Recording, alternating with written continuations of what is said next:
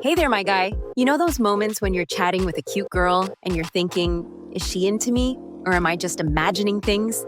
Well, buckle up because I'm about to be your secret weapon. Today, we're diving into the top 10 questions a girl asks when she's totally crushing on you. As a girl who's used these myself, I know exactly what we're up to. These aren't just random questions. They're loaded with more hidden meanings than your mom's lasagna has layers. So let's decode this girl code together, shall we? Our first sneaky question is, what's your type? When we ask about your type, we're not just making idle chatter. We're using a little trick called self-disclosure reciprocity. By asking about your preferences, we're creating a chance for mutual sharing. It's our way of saying, do I fit the bill? Without being too obvious. And if we follow up with, oh, that sounds a lot like me, we're practically waving a flag of interest. Here's the kicker. We're also secretly hoping you'll turn the question around, because if you ask our type and then tick all those boxes, we'll be mentally planning our future faster than you can say perfect match. So when we inquire about your ideal match, we're not just curious. We're wondering if we need to start clearing closet space for you. Now, let's move on to another seemingly innocent question that's loaded with hidden meaning. Are you seeing anyone? When we drop this question, we're not conducting a dating census. We're basically asking, is there a no vacancy sign on your heart, or should I start unpacking my emotional baggage? It's our way of gauging your availability without being too forward. And if we follow up with a casual, oh, that's surprising, or their loss, we're not just being polite. We're mentally high-fiving ourselves and wondering if it's too soon to start planning our first date. But here's a pro tip. If we ask this and then suddenly start talking about how single we are, we're not just making conversation. We're basically skywriting, I'm available with a heart-shaped smoke trail. So when we inquire about your relationship status, we're not just being nosy. We're window shopping for a potential boyfriend, and you're the mannequin in the display. Speaking of displays, here's a question that might seem like it's about your physical appearance, but trust me, there's more to it. Do you work out? When we ask if you work out, we're not planning to sign you up for a gym membership. This question is tapping into what we call the halo effect. We're complimenting your physique without sounding like we've been stalking you with binoculars. And if we follow up with, it really shows, we're basically giving you a verbal high five while simultaneously imagining how good you'd look in a tank top. But here's the real game. We're also fishing for an invitation. We're hoping you'll say something like, yeah, want to join me sometime? Because nothing says romance like sweating profusely next to each other on treadmills. So the next time we ask about your fitness routine, know that we're not just concerned about your cardiovascular health. We're wondering if your heart has room for one more person, preferably us. But physical attraction is just the beginning. We're also interested in what makes you tick. What do you like to do for fun? When we ask about your hobbies, we're not just making small talk. We're employing the similarity attraction effect. We're naturally drawn to those who share our interests. It's our way of finding common ground and potential shared experiences. And if we respond with, oh, that sounds fun, I've always wanted to try that, we're not just being polite. We're mentally scheduling our next 10 dates based on your interests. But here's the real kicker. We're also secretly hoping you'll mention something we're passionate about. Because nothing says match made in heaven, like discovering you both enjoy underwater basket weaving or competitive dog grooming. So when we inquire about your leisure activities, we're not just killing time. We're trying to figure out if your idea of a good time involves us.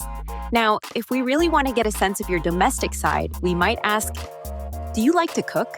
When we ask if you can cook, we're not just worried about your nutritional intake. This question taps into what we call social role theory. In modern dating, the ability to cook is often seen as an attractive quality regardless of gender. It's our subtle way of assessing your domestication level and imagining cozy nights in with homemade dinners. And if we follow up with, oh, you'll have to cook for me sometime, we're basically inviting ourselves over for a date without actually asking. It's our smooth operator move. But here's the secret ingredient. We're also low-key wondering if we need to brush up on our own cooking skills. So when we inquire about your culinary capabilities, we're not just curious about your pasta-making prowess. We're wondering if you're the recipe for our happily ever after. But enough about staying in. Let's talk about going out. What's your ideal date? When we drop this question, we're not just making conversation. We're using a little trick called visualization. By asking you to describe your ideal date, we're encouraging you to create a mental image that potentially includes us. It's the dating equivalent of handing you a blank check and saying, fill in the details.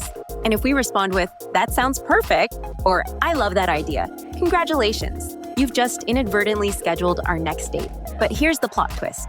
We're also secretly hoping you'll describe something that aligns perfectly with our interests. Because if your ideal date involves our favorite activities, we'll be mentally picking out our wedding dress faster than you can say, "Check, please." So when we ask about your dream date, we're not just gathering intel for future reference. We're hoping to star in the romantic comedy of your dreams. Now, if we really want to dive deep into your emotional side, what's your love language? When we ask about your love language, we're not just brushing up on our relationship psychology. We're utilizing our emotional intelligence. This question shows we're interested in understanding how you express and receive affection. It's like we're asking for the cheat codes to your heart. And if we start talking about our own love language right after, we're not just sharing random information, we're giving you a step-by-step guide on how to win us over. But here's the real tea. We're also mentally taking notes on whether our love languages are compatible. Because if you say your love language is physical touch and ours is acts of service, we're already planning ways to combine the two. So when we inquire about your love language, we're figuring out the best way to translate "I like you" into a language you'll understand perfectly. And if we're feeling particularly romantic, we might just ask, "Do you believe in soulmates?" When we ask if you believe in soulmates, we're not writing a philosophy paper. This question taps into our romantic side, the belief in ideal, passionate love. It's our way of gauging whether you're open to the idea of a deep, meaningful connection without coming off as clingy. And if we follow up with, "That's so sweet, I feel the same way," we're basically casting ourselves in the role of your potential soulmate. It's subtle, but about as subtle as a neon sign in a dark room. But here's the plot twist. We're also secretly hoping you'll say something adorably romantic that we can gush about to our friends later. Because if you wax poetic about finding your other half, we'll be planning our soulmate-themed wedding faster than you can say destiny.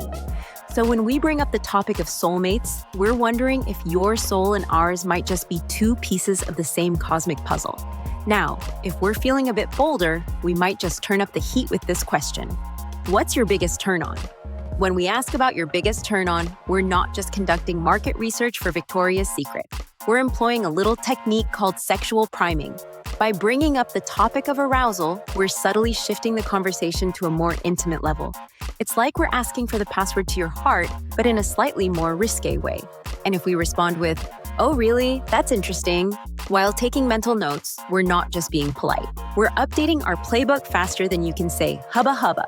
But here's the real kicker. We're also secretly hoping you'll mention something we already do or have. Because if you say your biggest turn-on is intelligence and we just finished our PhD, we'll be mentally high-fiving ourselves into next week. So when we inquire about what gets your motor running, we're figuring out how to rev your engine while simultaneously wondering if we're already your type of premium fuel. And finally, if we're ready to take things to the next level, do you want to grab a coffee sometime? When we ask if you want to grab a coffee, we're not just concerned about your caffeine intake. We're using what we call a low-risk invitation. Coffee is casual enough to not feel like a big commitment, but it's also a clear step towards spending one-on-one time together. It's our way of saying, "I like you and I want to spend more time with you," without actually having to say those words and risk total humiliation. And if we follow up with, "Or we could do dinner if you prefer," we're basically giving you a menu of date options. It's the choose-your-own-adventure of flirting. But here's the espresso shot of truth. We're also secretly hoping you'll suggest something even better. Because if you counter with, "How about that new art exhibit instead?" we'll be mentally planning our artsy, coffee-loving future together faster than you can say venti latte. So when we suggest a coffee date, we're hoping to turn that cup of joe into a steaming mug of potential relationship. All right, guys, now you're armed with insider knowledge on decoding girl speak. If you found this video helpful, don't keep it to yourself. Smash that like button and subscribe to Afterschool Psychology for more dating tips and tricks. Got any flirting stories or questions? Drop them in the comments below. And hey, why not share this video with your buddies? They might thank you later when they finally realize that cute barista is totally into them. Until next time, keep your eyes open and your flirt game strong.